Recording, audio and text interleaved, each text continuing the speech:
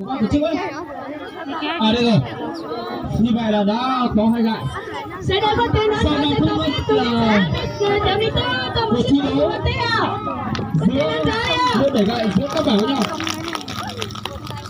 Để nó tập trung về vị trí để chuẩn bị 7 gại. Trưởng đoàn của bảng nó cắt đâu rồi.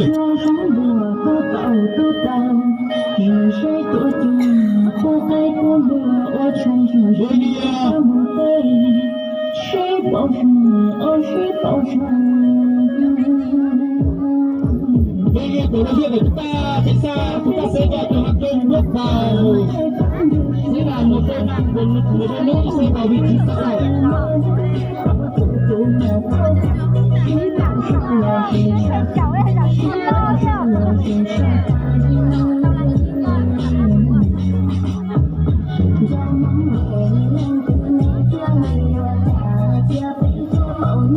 Đơn vị của hội nghị công tác bảo vệ,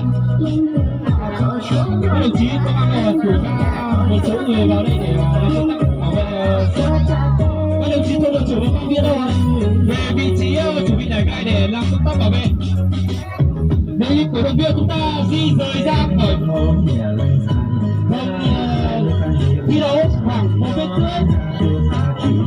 Đây là một môn sự kiện đúng không? Vận động viên của chúng ta triển khai phát và sẽ di rời. Đề nghị là vận động viên của chúng ta di rời sang một chút ạ.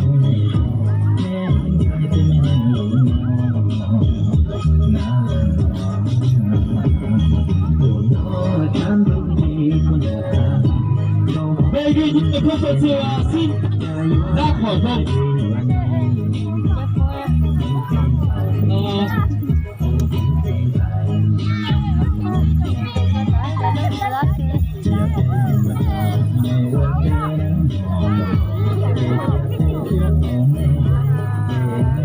Đề nghị tất cả bà con chúng ta di chuyển ra khỏi vòng thi đấu. Liên tục rồi.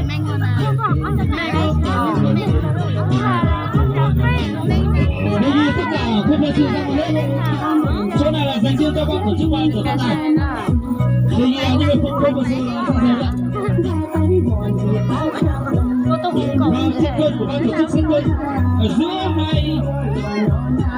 Đề nghị tránh sát ta làm nhiệm vụ là quân trước khi vào trận. Tuy nhiên những người không có sự ra ngoài ạ.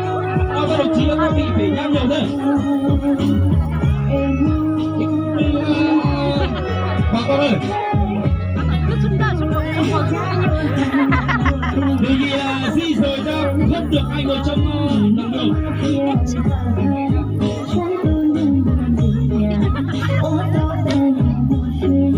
Đồng chí ban tổ chức cũng nữa sau những người cho dừng lại đâu bao ngày.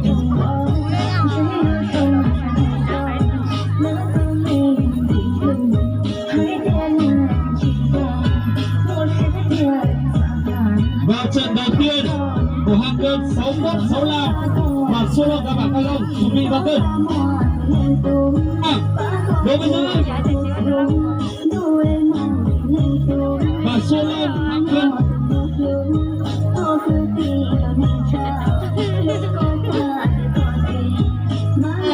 Cổ động viên xin ra đi để ban tổ chức thiếu lỗi. Đề nghị tất cả những người không muốn ra ngoài đi. Đề nghị tất cả ra ngoài các bạn.